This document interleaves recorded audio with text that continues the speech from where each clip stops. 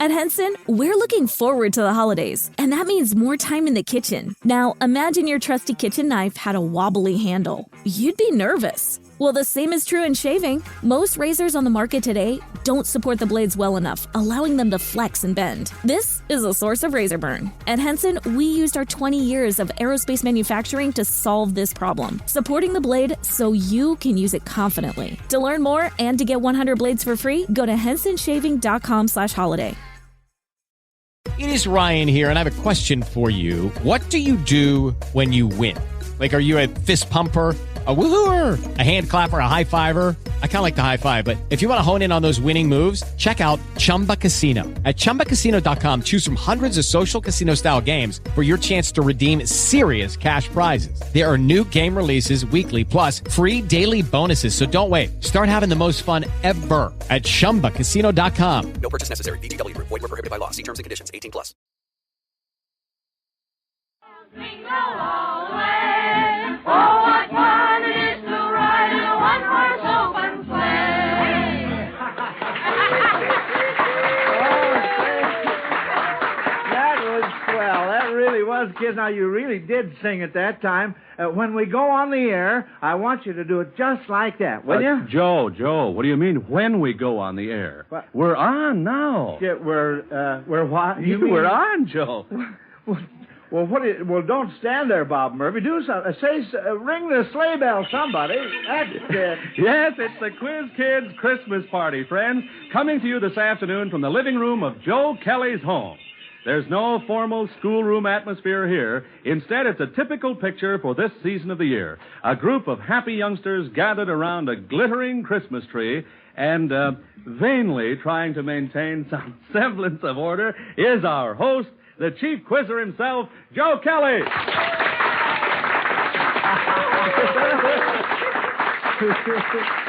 Well, thank you, Bob, and hello, everyone. Welcome to the Quiz Kids Christmas party. We've invited some of the children here in the neighborhood to our party, and we have a few grown-up friends here, too. In fact, I wouldn't be at all surprised if the walls of the Kelly home aren't bulging quite a bit. But I agree with the youngsters. When it comes to a party, the more the merrier. You know, the children in our Quiz Kids classroom last Sunday offered to come out and help Mrs. Kelly and me trim our Christmas tree. So I took them up on the offer, and, well, kids, I want to say right now, you've done a wonderful job. The tree looks beautiful. And say, I understand you quiz kids have worked up a Christmas program as sort of a surprise for teacher. Now, I don't know what kind of a program it is, but I certainly am anxious to hear it. And I know all our friends out there listening are, too. But first, just to keep in practice, let's have a few questions. Now, we'll just sit down here on the floor around the Christmas tree like here. If Grandpa Kelly can make it. I couldn't miss the floor, really. Well, as usual, we'll start off with roll call. First, Joel. I'm Joel Kupperman. I'm 12 years old in 8th grade in the Volta School. Lonnie. I'm Lonnie Lundy. I'm 13 years old and in the 8th grade at Lincoln Junior High School in Park Ridge, Illinois. Ruthie. I'm Ruthie Deskin. I'm 14 years old and in 3B at South Shore. Patrick. I am Patrick Holmclown. I'm 11 years old and in 7B at the Fort Dearborn School in Chicago. And little Melvin. I'm Melvin Miles. I'm 5 years old. I go to kindergarten Norwood Park School. Well, fine. Now that we've counted noses, here we go with the first question. You know, during this Christmas season, Evelyn Stewart of Buffalo, New York, has been thinking of children in other lands all over the world. She wonders if you quiz kids can say Merry Christmas in any language other than our own. All right, Ruthie? Well, I think in French it would be Joyeux Noël.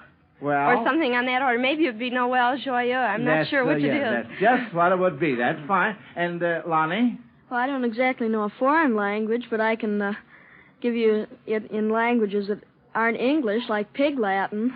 Pig Latin? Well, all right. How do you say Merry Mary Christmas? May Ismus Cray. That's good. Or else an Ide language. That's Mibor Ibi Cribus Mibus. Oh, that's just dandy, yes. Uh-huh. And little Melvin has his hand up. Well, all right, Melvin. I was going to say the same thing. I could say two, so seeing as when Lonnie said it in Pig Latin, I could say it in Polish. Oh, in Polish? Well, all right. Let's hear Merry Christmas. Wesołe Świąt.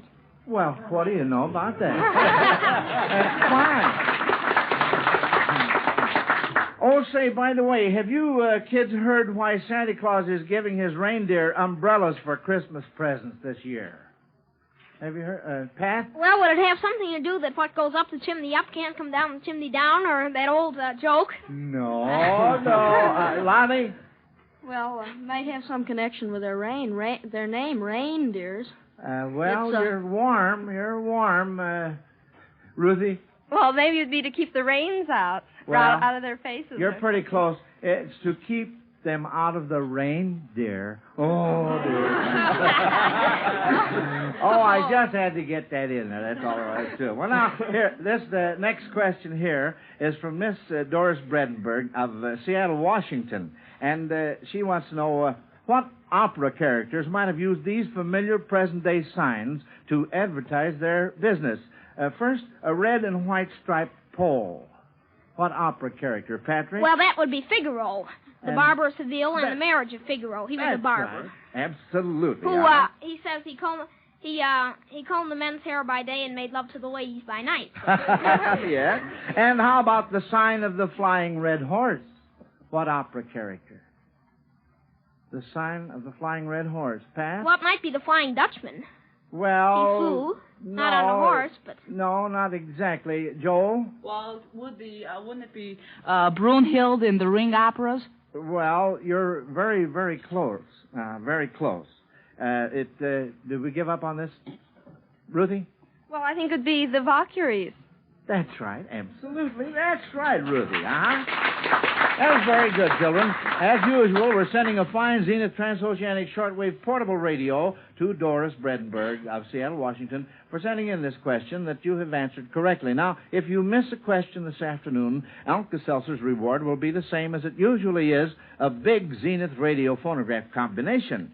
You know, the wear and tear of Christmas shopping is getting a lot of people down, including Sally Mitchner of Minneapolis, Minnesota. And with only a few more shopping days to go, she wishes she had a few of those remarkable mythological characters to help her shop. Can you tell us a few that might be helpful, Pat? Well, Hercules would be very helpful, so he could carry all the presents. That's right. And yes. Minerva would be fine, too, so she could think of what to get. Yes. And Aphrodite would be so beautiful that the men would clear out the way. Yes, sure. She'd charm them so much. Oh, she would, yes, definitely. And Ruthie? Well, I think Mercury, because there was one couple that he visited once, and he made their cups so that it was always flowing with water. So maybe he could make our pockets so they were always flowing with money. Which would be wonderful, especially around Christmas time, wouldn't it? And Joel? Well, Argus, because he had 100 eyes, and there's a lot of things that we want to get. And also Mercury again, because he could fly, and there'd be no trouble about transportation, because you just could fly over the heads of the crowd. That's true. And Lonnie? Well, I was going to say somewhat what Joel was saying. Perhaps Phaeton, he drove the chariot of the sun. That would provide transportation. And also Cupid would make the clerks real friendly and everything, possibly. He certainly would, and wouldn't also Atlas, if he held up the world, he could also hold up a few Christmas packages. That he could. And Melvin? Well, maybe I don't have as quite as entertaining to the question here, but I could say maybe the shoemaker and the elves, because the shoemaker was getting very poor, and the elves helped him. He made the shoes for him, and they got more money. Then, then the work was all done. Then they could sell it faster, and then the wife gave them some clothes. Yes. Well, now that's all right, Melvin. Yes, sir. Those were all very good answers, kids. I'm awfully glad that you brought all of those out. Now then, here on this next question, Max D. Reed of Portland, Oregon, wants to know why this year, but never before and never again, the sequence 1 dozen, 2 dozen, and 4 dozen signifies happiness. 1 dozen, 2 dozen, and 4 dozen. Joel? Well, 1 dozen would be 12. 12. That's 12 months a year. Yes. 2 dozen is 24. 24. That's the 24th day is Christmas Eve. Yes. And 4 dozen is 48, and that would be 1948. That's absolutely right, Joel. Yes, sirree. December 24th, 1948. Now, Mrs. Charles Donnelly of Corpus Christi, Texas, wants a white Christmas so much this year that she thought up this question. It's all about white animals. Who was chasing these white animals in literature? First, a white whale. Who was chasing a white whale? Lonnie? Well, that was in the story Moby Dick. Moby Dick was the whale, and let's see, Who was chasing? It was a cannibal. No. No. Well, the ship they were on was the Pequod. I know that. Well, all right, but... Captain Ahab was the captain. Captain Ahab, that's the answer. Yes, sir. And how about a white rabbit? Ruthie. Well, that was Alice in Alice in Wonderland. She chased him down the rabbit hole and right into Wonderland. She certainly did. Oh, say, listen to that, would you? Those sleigh bells really have a merry sound, don't they? And quiz kids, that means that school is over, and it's time for the fun to begin. Oh, boy, say, I'll bet you quiz kids have been wondering about those presents under the Christmas tree, haven't you? Well, so have I. And if someone will just help me get up off the floor, we'll have a look. Yes, sirree. Oh, no, Melvin, thanks. I'm afraid you'll have to... I'm afraid you'll have to spend a few more seasons working with your road gang before you can tackle this kind of job. Say, Bob Murphy, suppose you take over while we take a look at our Christmas presents. Well, swell, Joe, and I'm glad to have this chance to talk to the folks listening in. I know you're going to be mighty busy during the next 5 days, friends, and I also know that you don't want to wake up Christmas morning with a cold. But have you noticed Old Man Cold is really making the rounds? Let's hope he doesn't catch up with you. However, if you should feel a cold coming on, remember Alka-Seltzer. Yes, remember and try Alka-Seltzer for fast relief from much of your cold distress. Here's the ABC Cold Comfort Treatment. A, Alka-Seltzer. B, be wise. Beware of drafts, be careful of your diet, and be sure you dress sensibly and try to get more rest than usual. And C stands for comfort. The comfort an Alka-Seltzer gargle can give a sore throat caused by a cold. Well, there it is, friends. Alka-Seltzer's ABC Cold Comfort Treatment, as easy as ABC to follow and really effective. Just try it and see for yourself. Remember, when you begin to sniffle and sneeze, start Alka-Seltzer's ABCs. Get Alka-Seltzer at any drugstore and say, better buy that extra package, too. That's the wisest thing to do. Say, Joe, how are you and the quiz kids coming along with those presents? Oh, fine, Bob. Fine, just fine. What do you know? Here's one left over here, kids. Let's see. Bob, it has your name on it. Well, there. Thank you very much, Joe. This is very nice. You're welcome, Bob, but don't stand there just holding it. Open it up and let's see what it is. We all want to have a look at it. Look, I can tell by the gleam in your eye you already know what it is. No. Let me... Bob, why, of course Holy smokes, Joe. Look at this thing here. Well, what do you know? It's a cup and saucer, and the biggest cup I ever saw, sir. Oh, yes, sir. Hey, Bob, do you like coffee? Oh, you bet I do, Joe. Well, with a big cup like that, you better drink your coffee black because that waistline of yours will really grow. The pot is calling the kettle black over there. Seriously, Joe, what'd you find under the Christmas tree, huh? Oh, one of the nicest presents I ever received. The quiz kids gave me this beautiful cashmere scarf. Isn't it a dandy? Mm-hmm. Yes, sir. Well, thanks a lot, kids, ever so much. And now let's hear what the quiz kids found on the Christmas tree. Well, what was in your package, Ruthie? Oh, the most luscious pair of yellow Angora mittens with all sorts of colored trimmings all over them. I love Angora. Thanks so much. Say, they're beautiful, aren't they? And, Lonnie, how about you? Well, I got a swell football game here. It's has a great big board and a spinner, a board that you spin on. It looks like a lot of fun. I'll have to try that out as soon as I get home. That's a dandy, isn't it? Huh? And, Joel? I got a nice little zipper notebook, just what I need. I'm going into high school in February. Oh, fine. Well, did you open it up? Yeah, sure. Huh? What's inside? What's inside, Joel? Please. Huh? Open it way up there. What? A turtle. A turtle, yeah. Oh, surprise on Joel. He collects turtles as a hobby. Yes, sir. That's a dandy one, too. Well, how about you, Patrick? Well, I think I got the best of all. It's an album of Decca Records with A Christmas Carol by Charles Dickens and Ronald Colman as Scrooge. And I'm going to try that out as soon as I get home, but I'm sure it'll be very fine. good. Well, say, that's wonderful. And Melvin, how about you? What did you get, son? I got a moldy set here. Get out. The thing that I've been always wanting, my mother just bought that for a gift, and she said I'm too little, but I think I could work them anyway. Oh, I'm sure you could. Yes, sir. Well, it doesn't take a mind reader to tell that you're all pleased with your presents. But I know that you quiz kids have experienced the real meaning of Christmas this year by playing Santa Claus to a lot of youngsters who are not as fortunate as you are. Yes, and you've been generous, Santa Claus, too. You see, friends, the quiz kids learned about the youngsters on the Navajo Indian Reservation, 150 miles back in the desert near Shiprock, New Mexico. Now, these youngsters belong to families who missed out on the relief work done for Navajos in the last year. So all the quiz kids who have ever been on our program decided to make this Christmas a very, very merry one for these little Indian kids. They have sent a shipment of over 500 new and reconditioned toys, a really wonderful collection of toys, beautiful dolls, books, wind-up trains, musical instruments, a high chair, a doll's house. In fact, just about everything that children everywhere like to have. Along with the toys, which are being distributed by the doctor in charge of the hospital in Shiprock, the Zenith Radio Corporation has donated one of their big radio phonograph combinations for the hospital there. Wasn't that nice? So we can say Merry Christmas to our little Navajo Indian friends out there on the desert in New Mexico and know that they are going to have just that. Now then, quiz kids, I think I've waited long enough for this surprise present you have for me, this program you've planned. I guess it's going to be a lot like the Christmas stocking hanging over the fireplace. You don't know what's in it until you look, and believe me, I'm ready to take a peek right now. Ruthie, suppose you start us off. Well, I've written a little poem. I suppose it'd be more appropriate a few hours from now, but I'm going to read it now anyway. All right. It's a parody on the night before Christmas called A Visit from the Quiz Kids. 'Twas the week before Christmas at Joe Kelly's house, and the Quiz Kids were gay as a waltz theme by Strauss. Our genial host, the chief quizzer himself, was dressed all in red like that dear Christmas elf.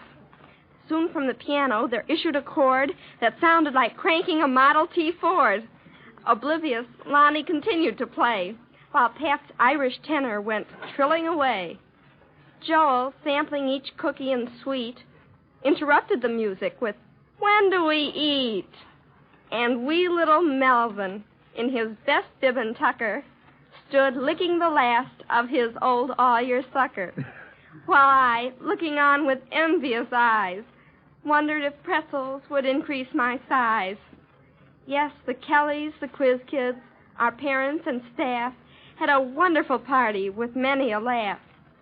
But poor Mrs. Kelly was thankful, I fear, that the Quiz Kids, like Christmas, come but once a year. Oh, that was dandy, Ruthie. That was fun. It certainly was. Now, little Patrick here has worked up some sort of a mysterious skit, so I'm going to turn the program over to you, Pat. You tell us what you have, will you? Well, I've written a play, and it's called A Present for Santa Claus. In collaboration with the other Quiz Kids, we have worked up parts, and here is the cast. Santa will be played by Melvin Miles. Twinkle, a chubby elf, played by Bob Murphy. Snowball, the chief helper of Santa, played by Joel Kupperman. Elmer, another chubby elf, played by Joe Kelly. Mr. Baker, played by Ruthie Duskin. Mrs. Baker. Oh, yes, yeah. Mrs. Baker, played by Ruthie Duskin. Mr. Baker, played by Pat Conlon. And Billy Baker, played by Lonnie Lundy. Scene 1, Santa Claus's workshop, 2 days before Christmas. Now, hurry, hurry. Work, work. There's time for play, but let's not shirk. Let's not do our work by half. When we're through, we'll dance and laugh. Well, we elves get to have some fun, but poor old Santa Claus, all he gets is orders and more orders. He never gets paid for his services. He says his reward is like seeing boys and girls made happy, and I think he deserves something more than that. Well, I think you're right, pal. I mean, elf, that is. Oh, here comes Santa now. Ho, ho, ho, what's this I hear about old Saint Nick at Christmas time? Joy does the trick. Old Santa never need complain. What goes Okay, Yule time. Oh, yeah. Let love reign. Don't leave me hanging on the That's all very well, now, Santa. That's all very well, now, Santa, but just look at your clothes. Look at those gloves. They're at least 50 years old. Oh, ho, ho. Maybe they are a little old, but I'll make them last for another 25 years. Now get to work, Santa. Melvin.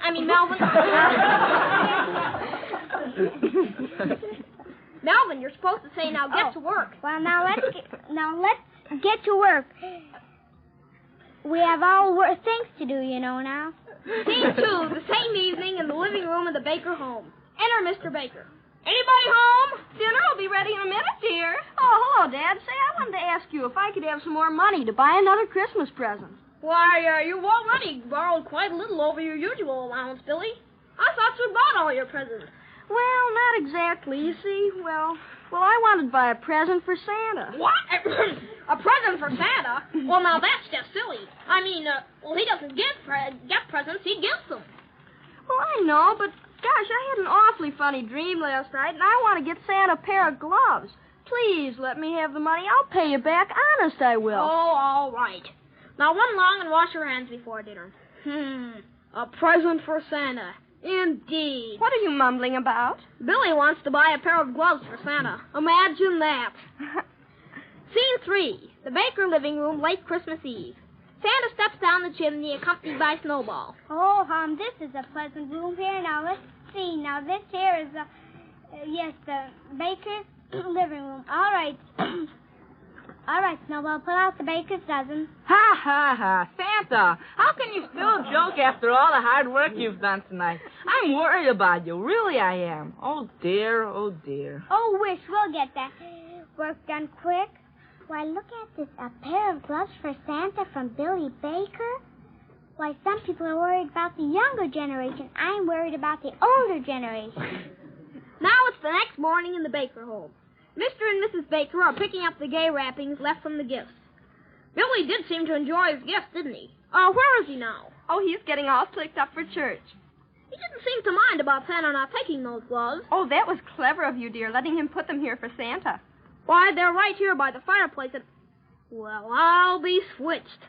Look at these old moth-eaten gloves. Full of holes. Where did they come from? Why, I suppose Billy's playing a trick on us.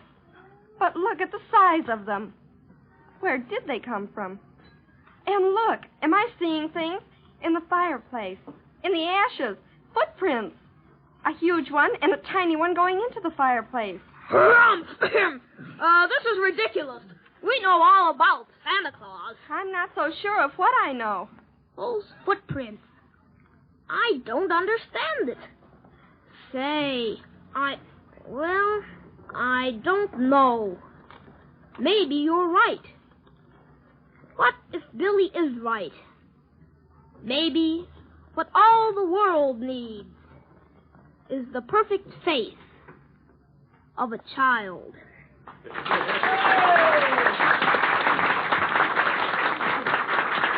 Hey, that was a humdinger. Yes, sirree, Patrick. Now, what's next round here? Well, Joe, you're next on the program. It says Joe Kelly. Oh, well, there's a little mistake there. That's a different Joe Kelly. Different Joe Kelly? Yes, it's my little 11 weeks old grandson. Well, Joe is he here III. today, Joe? Is he here? Well, I should say so. And here he is right here. Well, come on, son. Say something to all the folks out there, all the other little babies.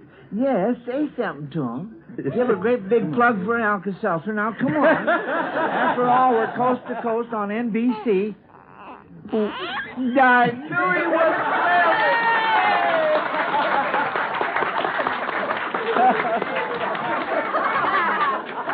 Oh, that's cute.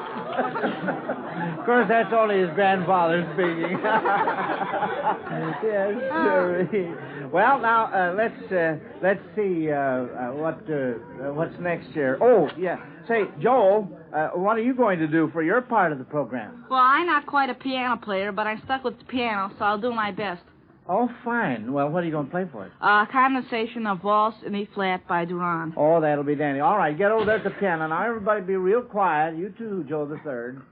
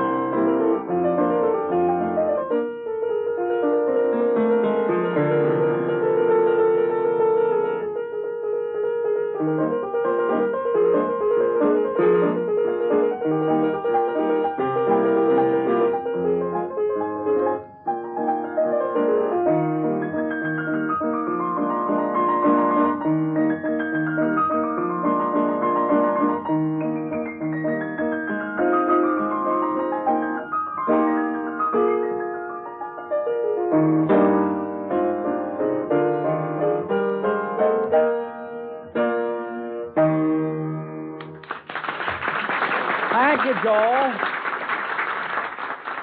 That was mighty fine. Now, Melvin, I wonder if you will tell us in your own words the story of the first Christmas. Would you do that for me? Sure, I will. I'd be glad to. All right. Once Joseph and Mary were traveling to a little town called Bethlehem. And Joseph walked and Mary rode a donkey. So Mary became pretty tired by that time, and so Joseph tried one hotel and another, but none of them had no room.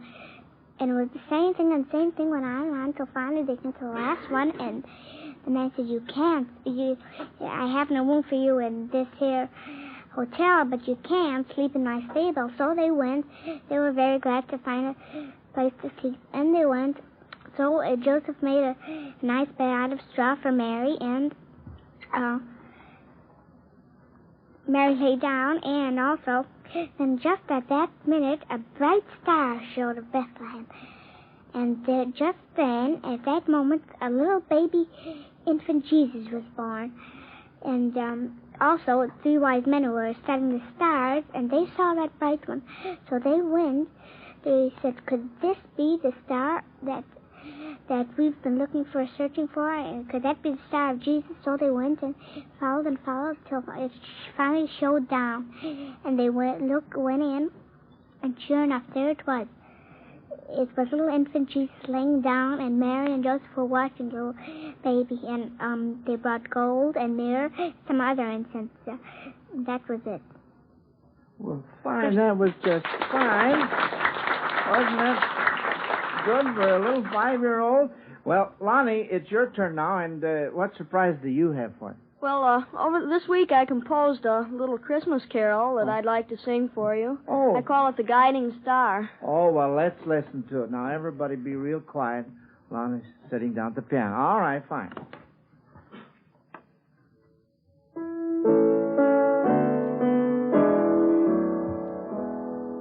The brilliant star of Bethlehem shone on that holy day, and guided wise men to the spot where the tiny baby lay.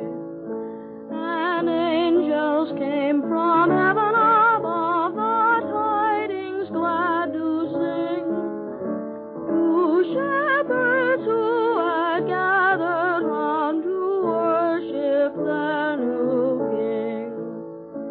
The joyous news that reached the world on that first Christmas day has spread throughout the entire earth to guide men on their way.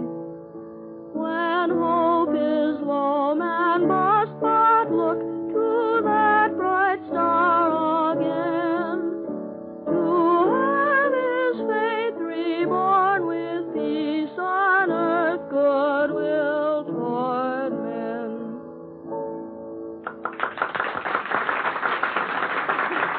Thank you, Lonnie. That was fine. I'm so proud of all of you kids. You know, folks, it's been a tradition on the Quiz Kids program to close our Christmas broadcast with a prayer. And right now, I'd like to ask little 5-year-old Melvin to lead us in a Christmas prayer. Dear God, we thank you for everything you have given us. And please take care of all the sick and hungry people all over the world. And dear God, please especially take care of the orphans, because they have no mother and daddy like we have. So dear God, will you please take care of them? Thank you for my nice baby brother, because not everyone has a nice baby brother like that. Amen. Well, thank you, Melvin. That was a beautiful prayer and a perfect ending for our Christmas program. And I want to thank all you quiz kids for making it such a fine program. The Miles Laboratories, makers of Alka-Seltzer and One-A-Day brand vitamins, want to extend the best wishes of the season to you and yours. May you enjoy a very happy Christmas. Today's Quiz Kids program came to you from the living room of Joe Kelly's home in Chicago. This is Bob Murphy speaking.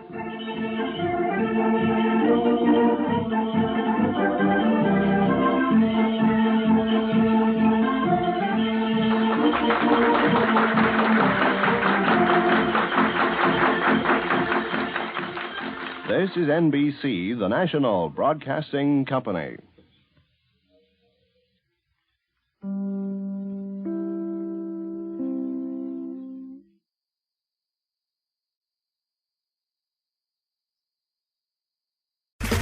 Okay, round two. Name something that's not boring. A laundry? Ooh, a book club. Computer solitaire, huh? Ah, sorry, we were looking for Chumba Casino. That's right. ChumbaCasino.com has over 100 casino-style games. Join today and play for free for your chance to redeem some serious prizes. ChumbaCasino.com. No purchase necessary. Void where prohibited by law. 18+ terms and conditions apply. See website for details.